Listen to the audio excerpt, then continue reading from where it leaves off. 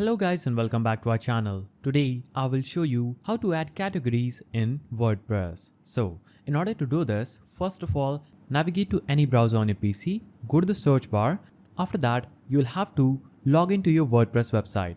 After navigating to your WordPress website, simply copy your website's link. Now go to a new tab and at the end of this link, you'll have to type in wp-admin. Now hit enter. After you hit enter, you will see this page. So this is the admin page of your website. Now you'll have to click on the posts icon just right here in this dashboard. Click on post. Now choose categories. After you choose categories, you will see a page that will look something like this. On this page, click on the add new category button just right here.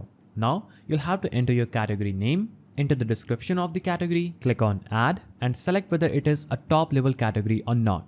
As you can see, I just added this category on my WordPress. Now I will click on this three-dotted icon, select edit, and I will have the option to edit this category again. I will go to add new category button, type in the name and the description of the category and click on add. Now this has added two categories on my WordPress website. So that's the simple way you can add categories in WordPress. If you found this video helpful, please don't forget to give it a thumbs up, subscribe and hit that notification bell. And I will see you in the next video.